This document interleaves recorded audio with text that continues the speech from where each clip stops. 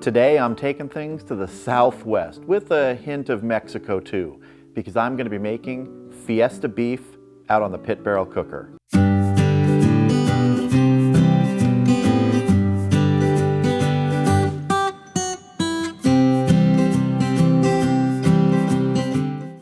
So the beef we're going to be using today is about a 3-pound chuck roast, and the first thing I got to do is I've got to get the rub ready for this. We're starting with a tablespoon of cumin.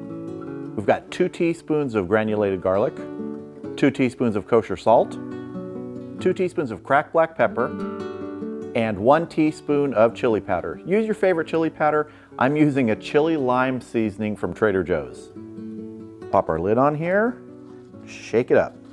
This rub is ready. Let's get it on that chuck roast. So we want to get a good coating of our rub on this chuck roast.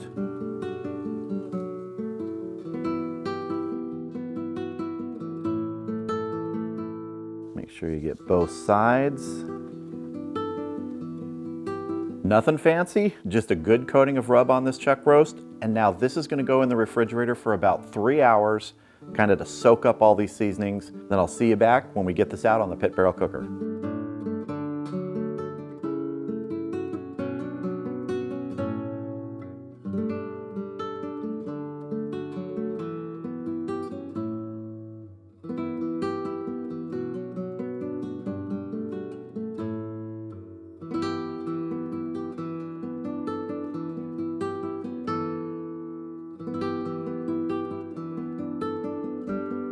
All right, it's time to get our chuck roast on the pit barrel cooker and smoke up this Fiesta beef.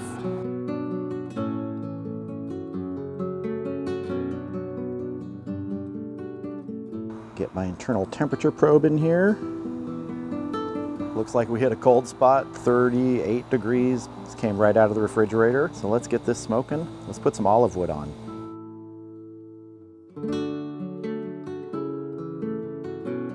Let's get our lid on and get smoking. If you hear some other sound here, there's some construction going on next door, so sorry about that, but gotta keep grilling. So we're gonna be taking this chuck roast initially to 160 degrees internal. That is when we're gonna remove it. We're gonna put it in a foil pan with some great salsa to really pump up the flavor here. We're gonna cover that, put it back on the PVC on the cooking grate, and let it finish until it is tender. Probably going to be somewhere over 200 degrees, but it's going to be good. So I'll see you back here when we get close to 160 degrees internal. All right, we're just a little over 2 hours into this cook, and you can see we're at 150 degrees, and we've been at about 149, 150 for 20 minutes. So we're actually stalled out right now. We're in the stall. So instead of waiting to get to 160, we're going to pull this chuck roast now and prep it for the next stage of this cook. Looking good, but you can see it's also looking a little dry. So this is the perfect time because we're going to get it into a foil pan with some good moisture from that restaurant style salsa. So I'm going to go ahead and get this off and we're going to get it prepped. All right, I'm going to go ahead and get the hooks out of here. They have done their job. And now to prep this, what we're going to do is we are actually going to slice it into planks. Maybe about 3/4 of an inch to an inch thick.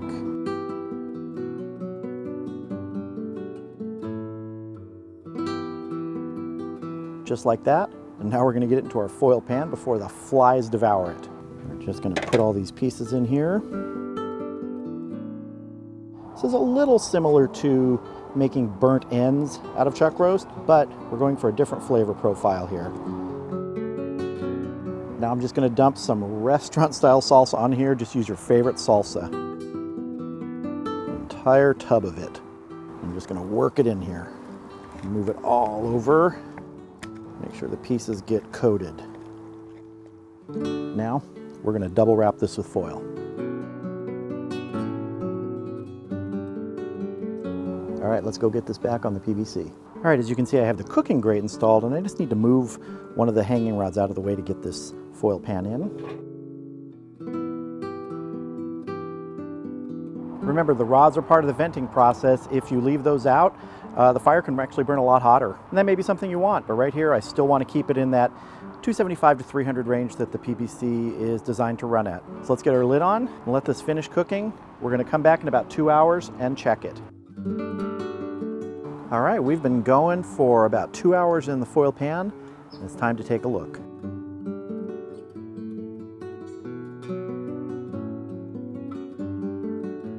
So I want to open up the foil pan here and just see what we're looking like.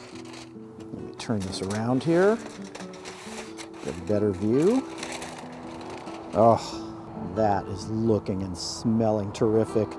I just want to do a little bit of probing here for tenderness. You know, it's getting tender, but I can feel that it still needs a little bit more to go. Even if it's at temperature, you want to make sure that you're not getting much resistance. I mean, we got pretty tender, but you know, I'm going to give it maybe another half hour, I think. I'm just going to go ahead and close this back up, get the foil sealed on there, put it back on for about 30 minutes.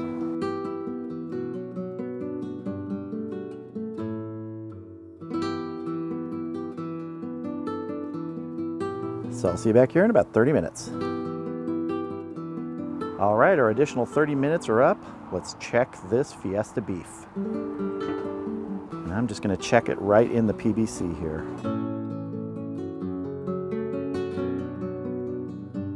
Ah, look at that. That is looking good. Yep, we are feeling pretty tender here. All right, going to get these inside.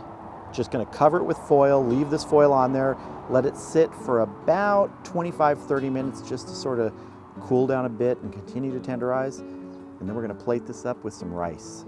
Well, here it is, our Fiesta beef smoked on the pit barrel cooker. You can see that the pieces just came apart as I was taking it out of that foil pan to put it here with a little bit of that salsa and the juice on top. It smells really good, but I'm not going to taste it yet. I want to put some of this on top of some rice because it's just going to go perfectly with that. I'm just going to take some of these pieces, put them right on top. This is looking really good. This is one serving, you know. This is mine. Maybe one more piece over here. A little bit of the juice. I just want to sprinkle a few scallions on here because it's green, it looks good, and they actually taste nice. There we go. Our finished plate of smoked Fiesta beef. It's time to taste. All right, I'm going for a taste of just the beef first, and it's kind of hard to see because of all the salsa and juice on it, but we got a nice little smoke ring there, and that olive wood is just so wonderful with beef. I've used it many times, and I've got to say, with beef, it's just a terrific flavor. It's very distinct, and if you're ever cooking with it actually in an offset smoker where it's your primary fuel, it burns hot, and that's a very nice thing when you're talking about wood in the offset smoker.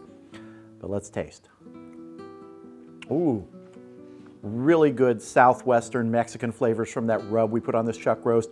The salsa at the end imparts a lot of flavor and really helps moisturize this as it is cooking that final amount of time. Just a terrific flavor on this.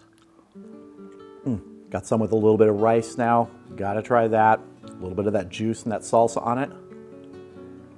Beef like this, when it's fall apart tender, really just wants to be on top of something like rice or potatoes, and letting the juice here just sort of stay with it creates a great sauce for this rice. The total cook time on this today was about 4.5 hours. That's really good for a chuck roast. And the pit barrel cooker, because it keeps that stable 275 to 300 degree temperature, really just rocks that in that first part of the cook. So if you're cooking a chuck roast and you want to give it that Mexican or Southwestern flavor profile, this is a great way to do it.